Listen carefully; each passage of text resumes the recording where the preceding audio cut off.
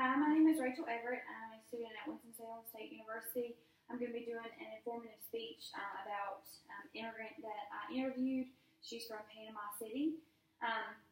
One of the things that I want to ask you is, how do you define your culture? Are you able to define your culture? Celebrating holidays and with your family, and doing, things Right. that you've done for long periods of time. Right. Well, good. So 3 things that I interviewed her about Panama City was her culture, how it became about, the traditions and the lifestyle, kind of the customs and behaviors of Panama. And so one of the things that I asked her about the culture was how it became about. She kind of just, the only thing that she said was, as far as she knows, it is from African descendants, or more of the African origin. And so according to the International Living website that I was able to get, there's also ancestors from Jamaica, Barbados, Trinidad, and even Tobago. There's also people that are from the China residents, so they're of Chinese.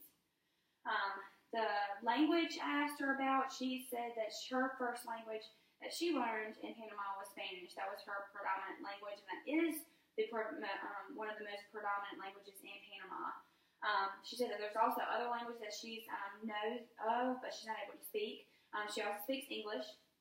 And so, according to the International Living website as well, they also have African language, English language, the Spanish language, and there's also tribe languages, as far as different tribes that live in the South America region of Panama, such as the Najabi tribe, and they speak a Najabi language. I also asked her about certain traditions. When I asked her about the traditions, I spoke of my traditions, such as Christmas, going to church on Easter Sunday, and she said that there are traditions in Panama. There are traditions such as the festival she talked about, and I did my research before doing the interview, and I heard about the festivals, and she said one of the festivals is the Carnival de las Tablas, and according to the LBW Traditions and Customs in Panama Culture, that's one of the most famous festivals. And she told me about the festival, and she said that for the most part, the city kind of is covered in lights and different art and creative colors and bright designs.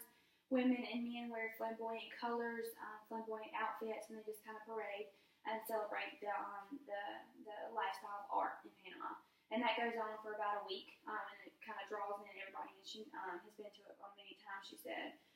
And then also, doing my research, I asked her about the music of Panama, the dancing of Panama, and she said that for the most part, dancing is one of the bigger things in Panama. She remembers that at the festivals, of weddings, of pretty much anything, there's tons of dancing and tons of good folk music.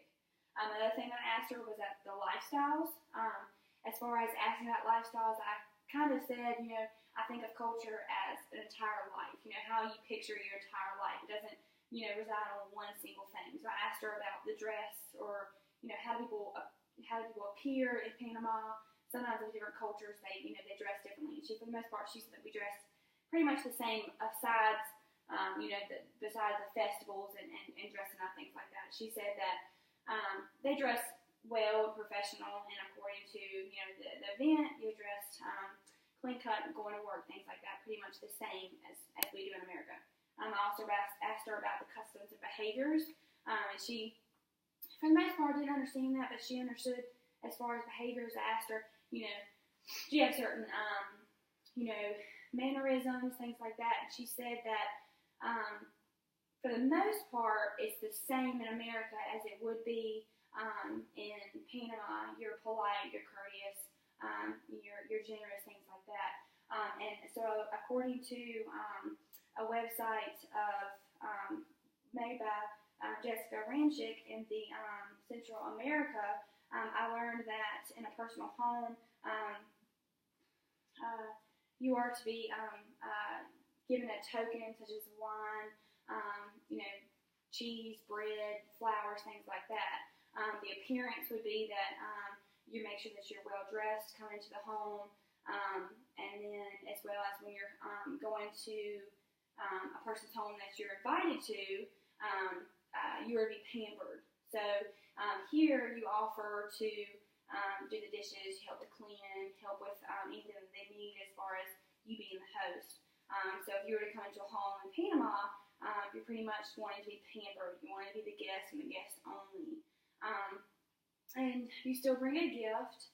And I asked her about those things, and she said that she does think that that's pretty much correct on the research that I had, and she understands that it's pretty much the same thing in America. You offer, and I thought that it was kind of honorable that in Panama you do pamper the guests and you don't allow them to help, and I thought that was pretty cool. But for the most part, that resides my interview with her, but I thought it was pretty interesting how I found that the culture is still different, but it's still the same in many different ways. And I felt that I learned a lot about the culture of Panama, and I thought it was interesting, as well as learning the different traditions and the cultures. Is there any questions? No, I don't have any. No. Are there any strengths and weaknesses that you could say about my presentation? I liked your facts. It felt like you really did your research, and it was really interesting. Any weaknesses? Maybe slow down when you talk. You're a little fast. Okay. Alrighty. Well, thank you for listening to my interview. Thank you.